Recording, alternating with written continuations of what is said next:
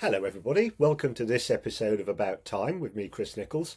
This is a new series, we're into series 4 and same plan. This is a series where I get a chance to talk to people who've inspired and influenced me through the last 20 years of work, and I'm delighted that one of them is Professor Patricia Riddell. Tricia, I know that you're a professor of neuroscience, applied neuroscience, I believe, but I couldn't explain to anybody. Please do an introduction. How do you introduce yourself? Okay, so I think maybe telling people what happens when you get made professor might be a good start. So, I've been in academia for a very long time, but at some point you get promoted, and the lovely thing about being promoted to professor is you get to choose your title. And you can choose whatever you want. And when I was thinking about this, the thing that really is important to me in any of the research that I do is not the content, but the ways that it can be applied. So I think it's really interesting to understand how the brain works, but actually applying that to real life situations is much more important to me. So hence, applied neuroscience. And you get there by accident, really. I mean, there's a lot of luck in accident, and I think in any academic career, but just the opportunities that I had, from the outset. I had the opportunity to study in Imperial College and then at Oxford, and that the projects that I was allowed to, or that I had access to, kind of directed everything. Yeah. That's brilliant, because already you've given me like two things I immediately want to ask you about, which is, one, I want to ask you about what on earth neuroscience and applied neuroscience really mean, and we can unpack that a bit. But you also talked about your academic career, and I found myself wanting to start with, so did you know from like early days that you wanted to be a neuroscientist? No, and when I first went to university, I thought I was going to study chemistry. I was really interested in environmental chemistry, and it was a process of elimination, really. I decided I didn't like chemistry and did biochemistry and physiology. I decided I didn't like biochemistry, so stayed in the physiology track. And I think understanding more about the body in general kind of directed me into, and therefore now we can understand more about the brain. So yeah, I don't know whether you would know maybe now it's easier to recognise that you might want to study the brain, but when I was doing it, it wasn't a real topic. Yeah. So that's really interesting. It wasn't a real topic. So you went to do chemistry. You were doing biochemistry and physiology, but for brain science, I mean, you must need some biochemistry to at least understand the neurotransmitters and things like that. So you haven't escaped completely from your biochemistry. I haven't, no. No, there's still a bit there. And certainly the physiology was really, really valuable. So yeah, all of that still comes into play. Yeah. So talk me through then. So where did you go to university when you were doing your chemistry and physiology? That was in Glasgow. Yeah, back home. Yeah, and a great university. Thoroughly enjoyed it. Still meet up with my friends from university. So that obviously had a big influence. It's one of my adopted cities. I'm so at home in Glasgow. I'm there next week for meetings, but I'm at Glasgow School of Art, so I'm just down the hill from. So just talk me through then. So you did your first degree, but when did you start to specialise in brain science? Probably, well, I took some courses in brain science at Glasgow, but then when I went to Imperial, I was working in a department which was called, the degree was called Quantitative Methods Applied to Physiology. And it was in an electrical engineering department. And the project that I did there took me to work on the neurophysiology of the cerebellum. Wow. And that's where I started doing proper neuroscience. Yeah. And was that your doctoral, or was that postdoctoral, or? That was MSc. Yeah. For my doctorate, I then went on to study how children with dyslexia use their eyes and whether they're using them appropriately and whether that might be a problem when they're learning to read. Yeah. And from there, I got into how do babies learn to use their eyes. But still, we were measuring the brain activity in babies, so there was still that neuroscience component in what we were doing. Yeah, that's fascinating stuff. I mean, I could. We probably shouldn't spend all the time talking about my personal interest in this, but my quite a few members of my family are dyslexic, and my granddaughter is quite badly dyslexic in the sense that she picks up a normal reading book, and she can read, but she struggles to read. But I was really shocked. You know those things you see on the internet where all the words have been jumbled? Mm-hmm. Yeah. I was struggling through reading one of this, and she just looked at it and read it fluently. I was like, how does that happen? How does someone who can't read a normal, Harry Potter book can look at these jumbled up words and read them quicker than I can? It was like really weird. Gosh, that is really interesting. Yeah. Yeah. I'd love to know more about it. And I think part of this, part of the problem is that we teach children phonics and forget to focus on teaching them how to read words visually. And it sounds to me as if she's reading visually and struggling with phonics. Yeah, it does. Yeah. Yes. I'm glad you said that, because someone else said that. I didn't know that because I didn't even know kids learn phonics. I know nothing. Yeah. So where are you a professor now? I'm a professor at the University of Reading, and interestingly, much of my work now is not so much in the psychology department, which is my home department, but in the business school. So I teach courses for the business school which have a neuroscience component, and for me that's the perfect kind of link between what I know and where it can be applied. Yeah. And maybe that's where we should spend most of our time today, because it's where I know you from, of course, in the sense of when I was part of Ashridge Business School, you were part of the team that developed some of the new simulation learning and other things, I think with Eve Poole and Megan Rates and people That's like correct. that. Yeah.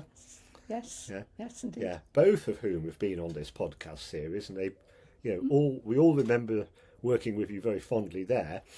But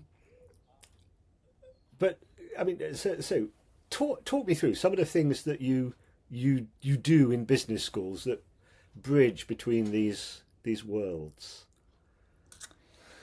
So I think the thing for me is that quite often our lay understanding of the brain is incorrect, because the brain does some things that are completely non-intuitive. And one of the things that we like to do is to try and share with people the things that they might not expect their brains to do, because it gives you a different way of thinking.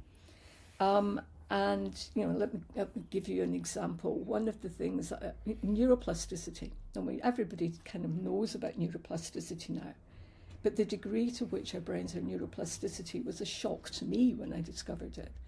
So one of the ways that our brains are neuroplastic is that we can create new connections between neurons.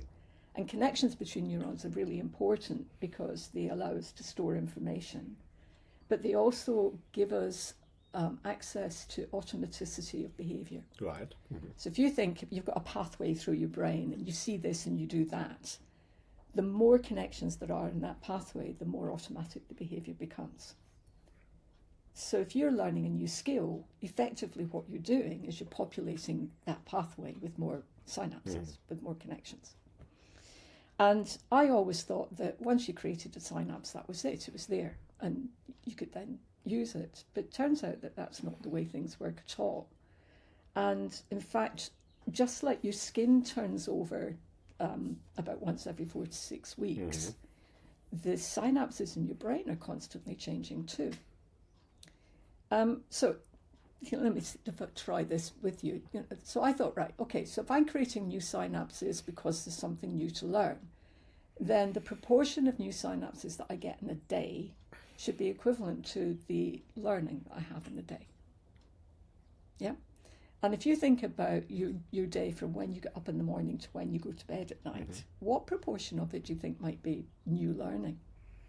You know, given that you're in the same house and eat the same foods. And Got to say, it depends on my day, I would have thought, but it probably doesn't. I would have, I just have a random thought that I might actually have to learn quite a lot of things again every day. It's only because I'm, Benedictine, right, in terms of, I work with a lot of Benedictine monks, and their core belief is every day we begin again. And I just wonder how much of my world do I learn every day? I don't know. right. So I couldn't put a number on it because I just don't know. Because you clearly, yeah. So, I thought, just as a random guess, maybe 5% of things are new occurrences. I mean, I think you're right. There's that kind of familiarity. And do I really know it, or am I just recognising it again in a new way? But when you look at how often the synapses turn over, it's 20% Oh, good grief. Okay. in a day. And that shocked me. Yeah. Now, this is in the mouse brain, which is where we can do the measurement. But it made me realise that my assumption about what the brain was doing was completely wrong. Because I thought that learning was reactive, that you got a new synapse when you needed it. But this is saying it's proactive. You're creating the new synapses in order that when something new occurs, you will be ready to use them. Oh. Now that's really interesting. Now my daughter-in-law, who's a doctor, not in this field, but she describes me as fundamentally misconnected because I make connections all the time between things. Go, oh, but look, this is connected to this, it's connected to this, it's connected to this. So, do you think that's a physiological thing? Like, I just happen to have more random synapses available, or is it a behavioural thing? Opportunity finds me awake, or both, or neither.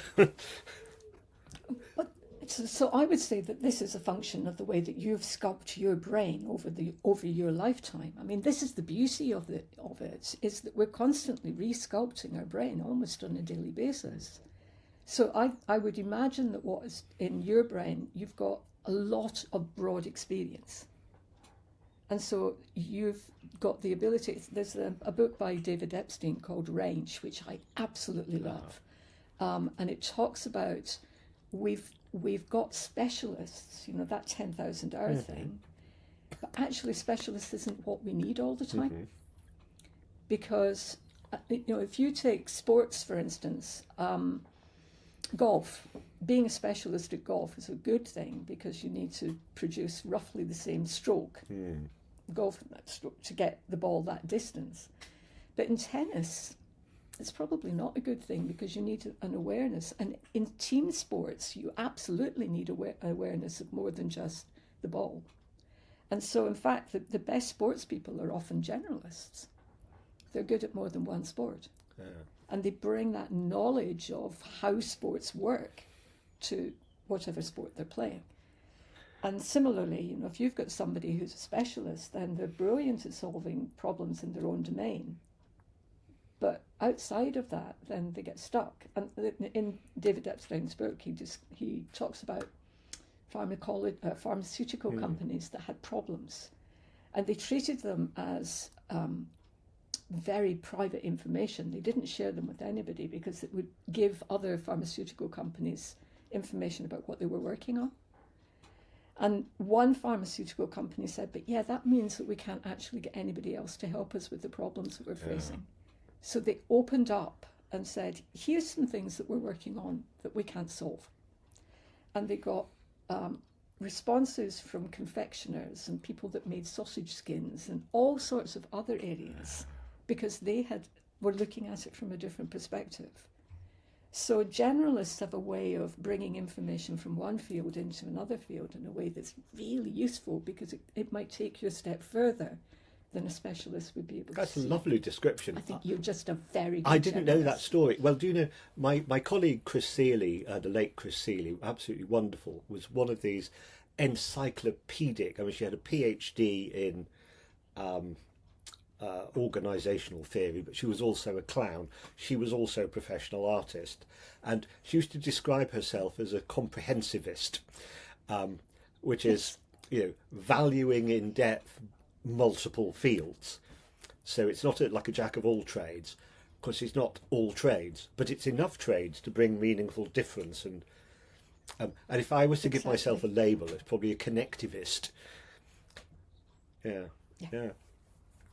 And my whole career has been working on the boundaries between disciplines. Yes. So neuroscience or developmental psychology is the boundary between disciplines. Yeah. Or I worked a long time with people that orthoptists and optometrists. So again, it's that boundary, and I think that is where a lot of the really interesting stuff goes on, because you've got that specialism coming together and creating new learning. Well, this is Gregory Bateson, said, if you're looking for really new stuff, don't look in the middle of the field, look in the hedgerows, look in where the wild margins are. And that was the name of Chris Seeley's company, actually, was Wild Margins, for exactly that. I love it. That reason, the collision of interesting stuff. Yeah. Exactly. So what do you do in the business school? Oh, I teach on the MSc in coaching and behavioural change. I teach on leadership programs. I do custom programs for the business school. But in general, it's this kind of what can we know about the brain that's useful. And let me just give you another one of my favourite pieces. I'm trying to think. I've got a couple in mind. We have time. You can do both. It's fine. Yeah. So one of the things I think people should know more about is how we perceive reality. And I think that most people have an understanding of that, which is, it starts with your senses. So I know what's out there. I know that I'm talking to you, and I've got, computer and all that sort of stuff in front of me, because I can see it and I can hear the results of what I'm saying.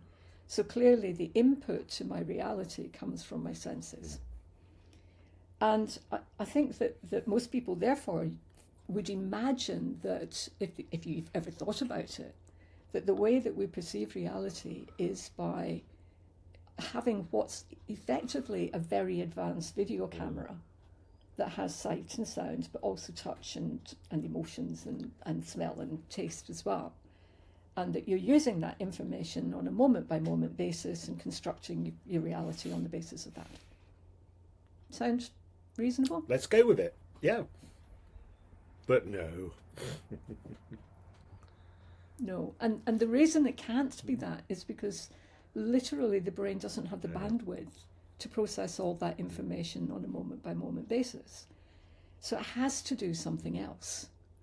And what it does instead is to pre-construct the expected reality and then just compare against it.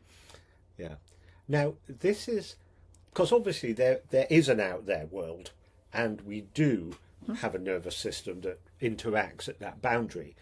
But we also have top-down processing, which I think is what you're talking about here, at least in my psychology language, is top-down processing. You may call it something else, and there must be a dance between these two, and I don't know where the dance between the stimuli and the top-down processing happens. And so you might imagine, if you think about in childhood, then much of that stuff is new, and so you're having to do a lot of sampling. But as you get more familiar with the way things are, you'll have created a script or a schema for any particular situation. And then all you need to do is check against reality. And let me give you an example that comes from my own experience. If you imagine airports, and you walk, the first time you go through an airport, there's a lot of information that you have to be trying to pick up.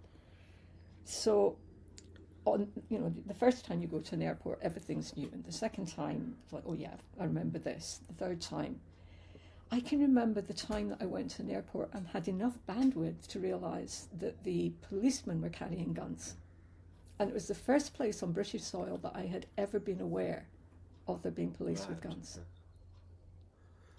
But the first 2 or 3 times, I mean, that was always there, but I didn't have the bandwidth to see it because I was so focused on the things that I needed to do in order to get on the plane.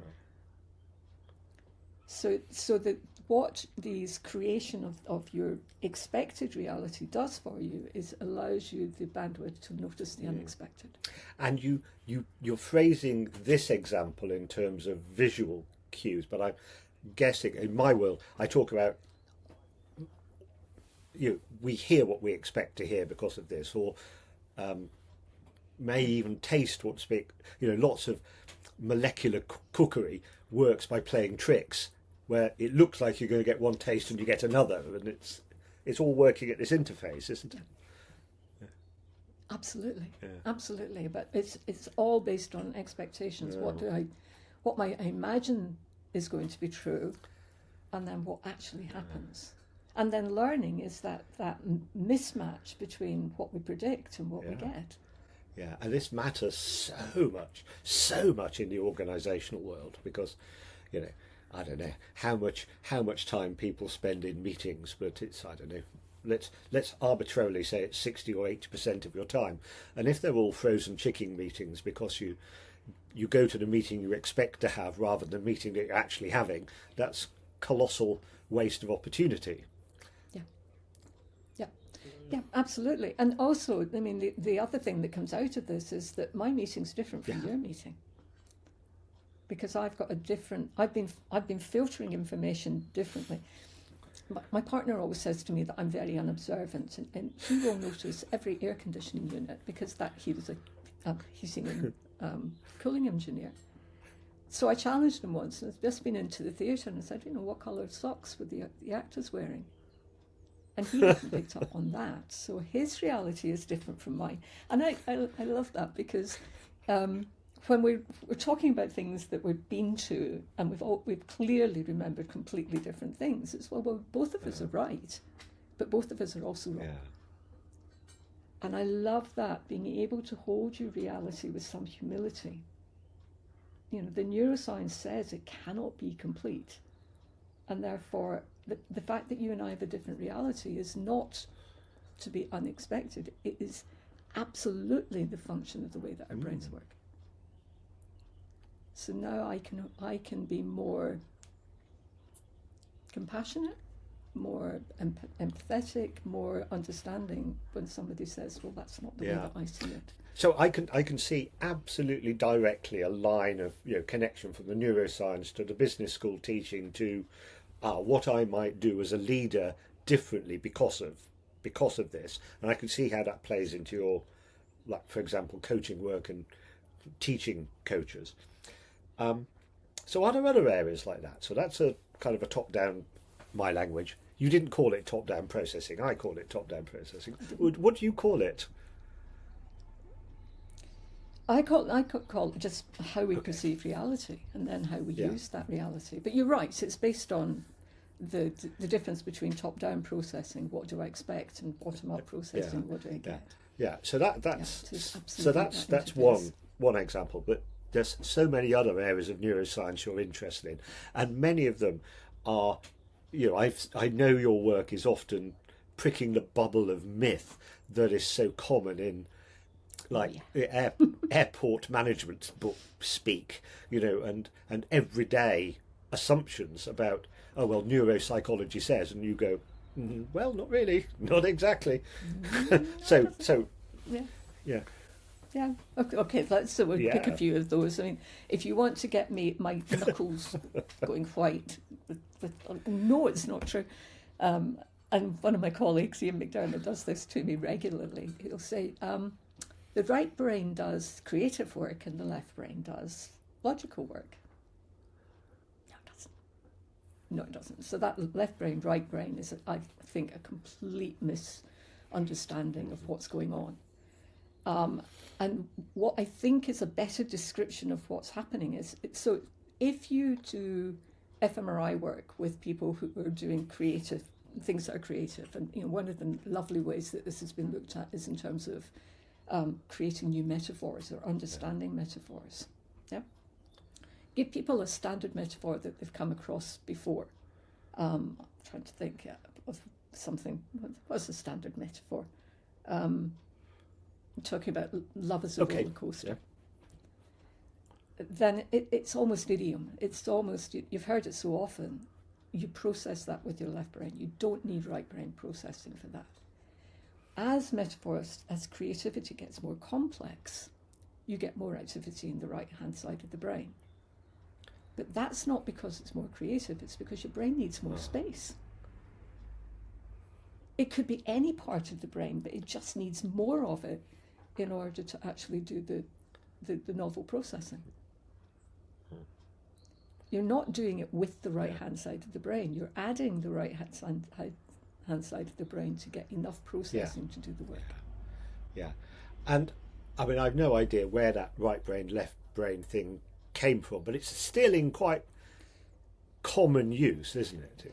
And it in some ways, there's a grain of truth, because if you look at the difference between fMRIs of people that are doing, the straightforward creative stuff and the more complex creative stuff, you do see more activity in the right-hand side of the brain. It's just the idea that means that you're in your right brain that I don't like. And you're in both. You're in the whole brain.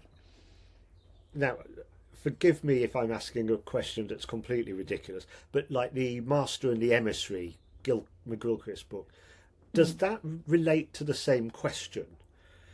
Right, because he's got definitely a two hemisphere thing going on there, but I don't think it's as simple in his 1,000 pages as right brain, left brain. There's more going on there.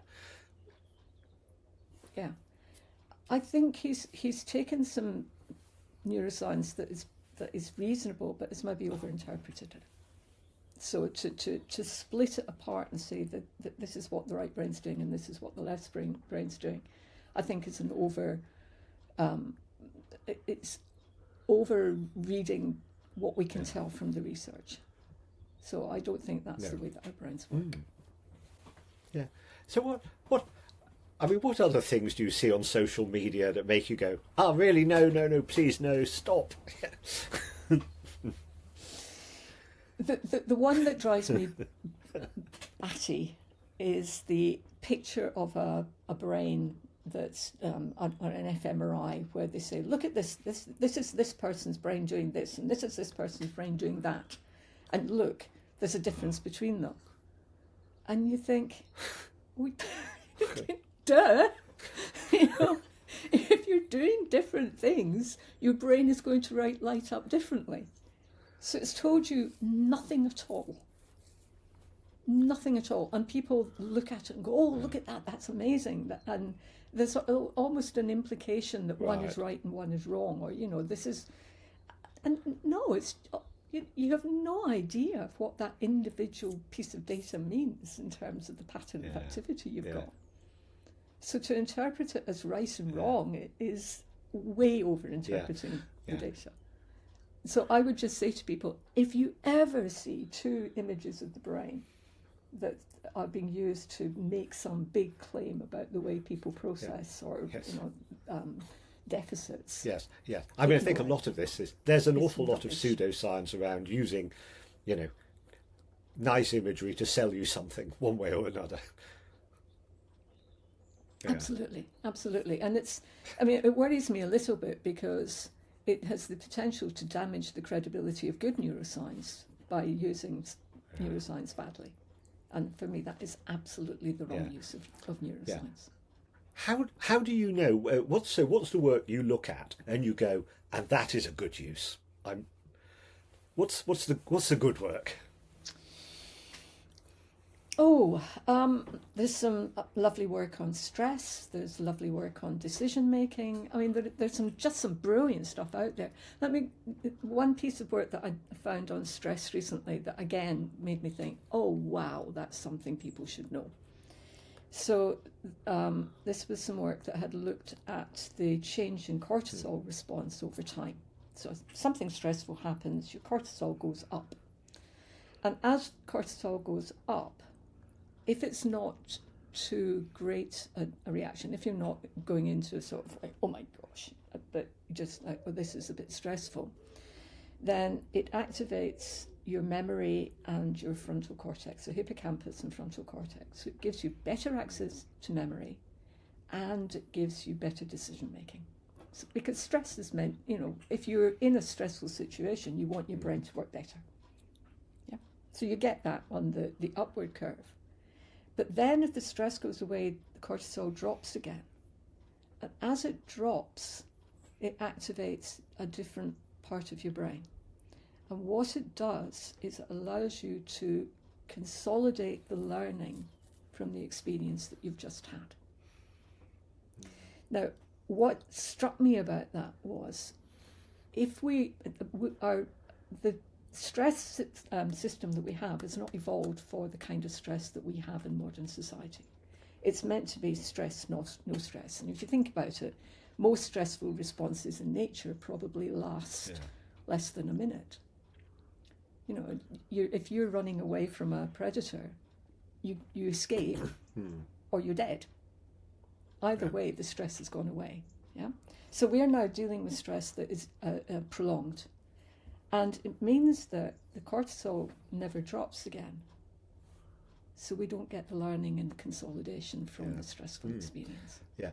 One of the things I love about doing these podcasts is the connections, and there's a beautiful connection here between this episode and one of the really early ones, like maybe even the second or third one, which was Michael Chaskelson, the mindfulness guy and 30 odd years of Buddhist teaching, whose new book, probably coming out, was finishing it when we did the episode, so probably published quite soon, I would hope, is on the science and practice of awakening in a Buddhist sense, and that amounts to being calm enough and clear enough to see yourself thinking while you're thinking.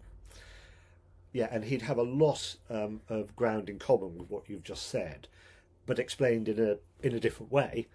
Yeah.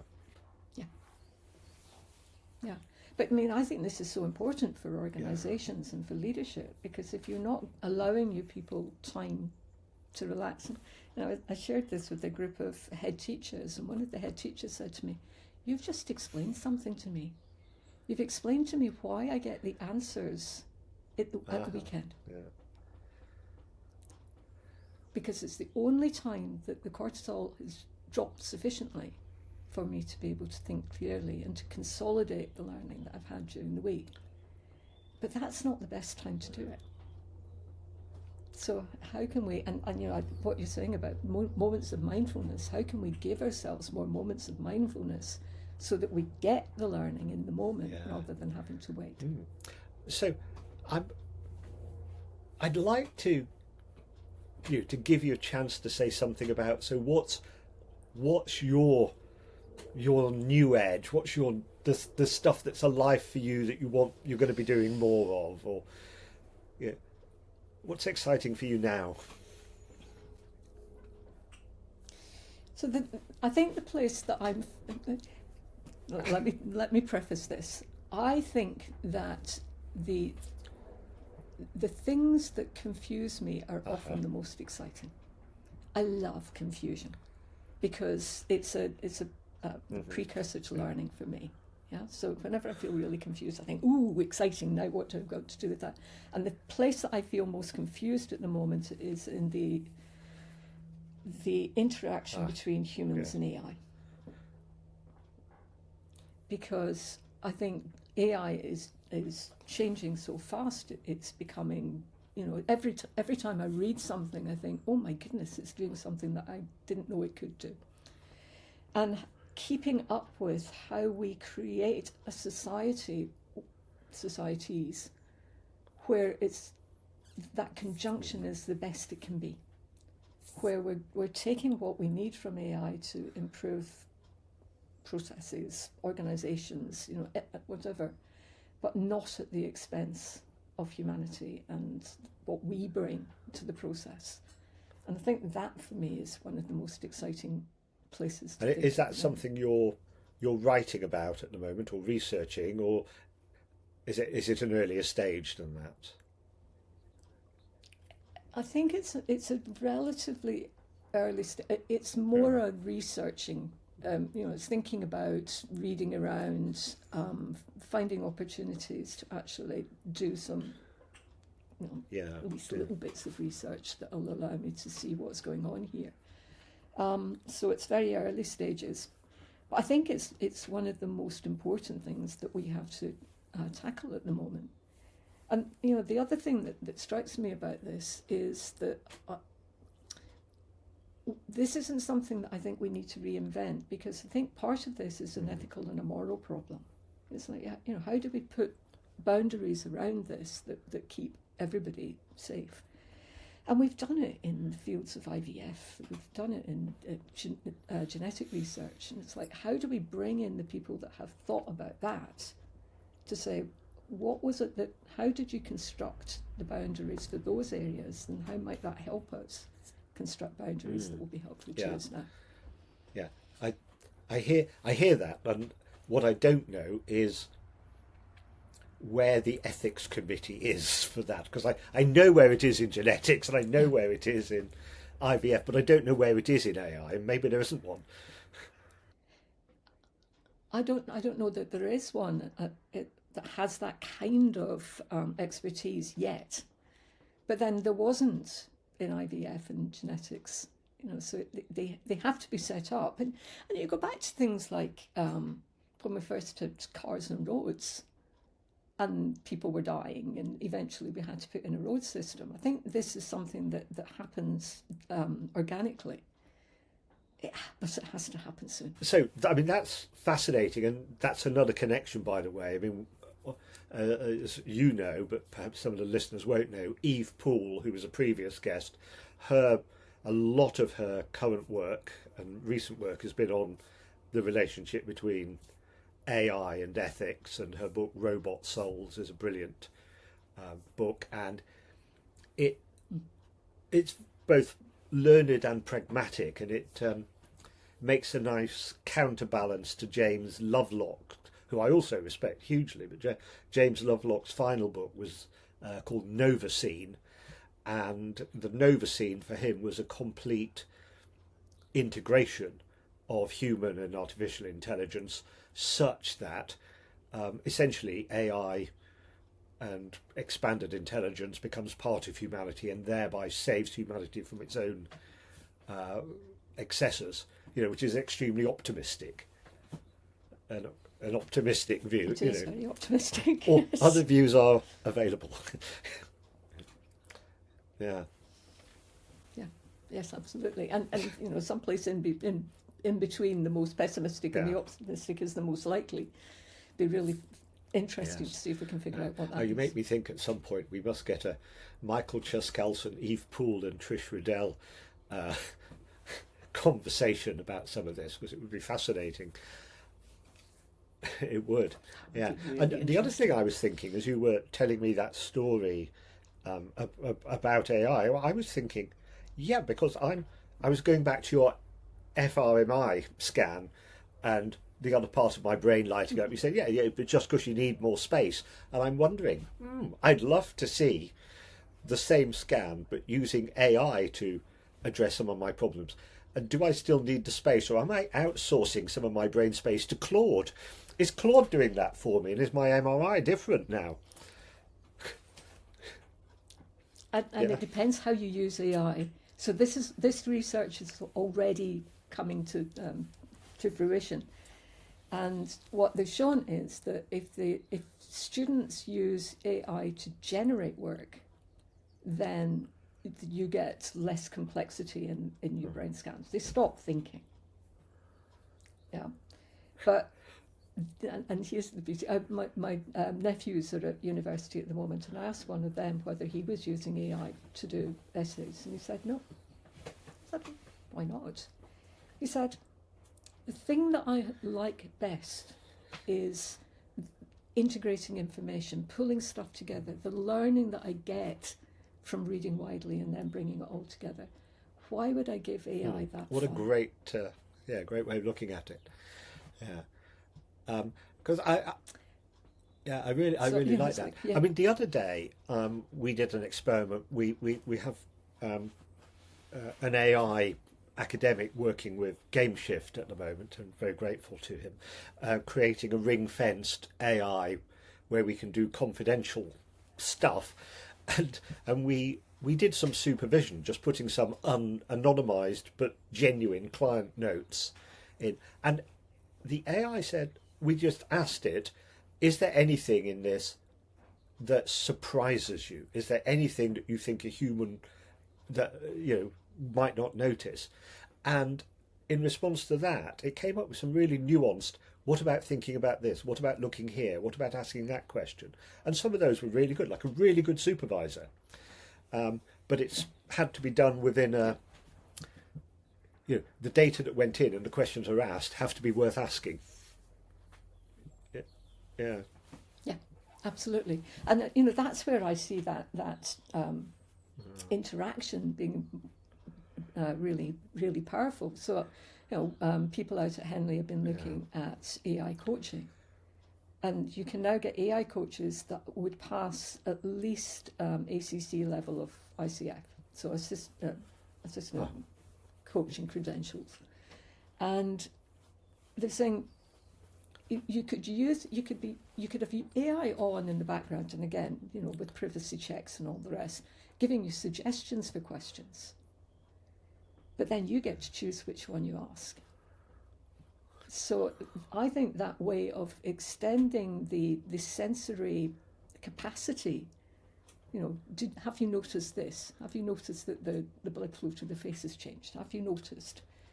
That would allow you to have a greater understanding of the situation in the moment, but then still be able to say, right, okay, but this is the question I want to ask. So that experience could really come into play. So, there are huge opportunities. Yeah, we could talk about this for weeks, and perhaps we should just create another event that does it. But in the meantime, because we're approaching the end of this session, I'd love to give people the opportunity to find out more about you and your work. And I know there's at least a book or two, and some. What's your most recent one called, or the one that you think people should look at? So the most recent book is called NeuroEffective Leadership. It's published by Routledge. I wrote it with Ian McDermott, who's a very experienced coach and leadership consultant. It's very practical.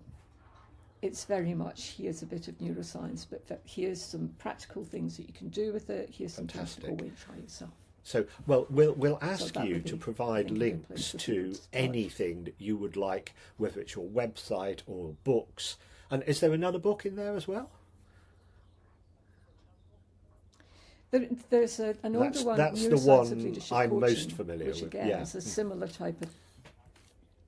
Yeah, which I wrote with Patricia Bosons and Dennis Sertain at Henley. Yeah. Right. Well, if we can, we'd love to have a link to that and to anything else, because I'm sure people will be fascinated and want to follow up, and a website and anything like that. We'll get that from you. Fantastic. Meanwhile, Tricia, let me say a couple of words to close off the episode, and I'll come back to say a proper thank you. So everybody, what a fascinating episode. I mean, time flies, and we're right up against our 45 minutes today. But it's been so brilliant to have this chance to talk about neuroscience and its practical application with Tricia, and all those connections to other episodes. And I'll try to draw some of those out in the show notes. Meanwhile, Tricia Riddell, thank you just enormously for being with us. It's so brilliant to see you again. And you, Chris, I've really enjoyed it. Thank you. It's a pleasure. Thank you. Have a good day. Bye-bye, everybody.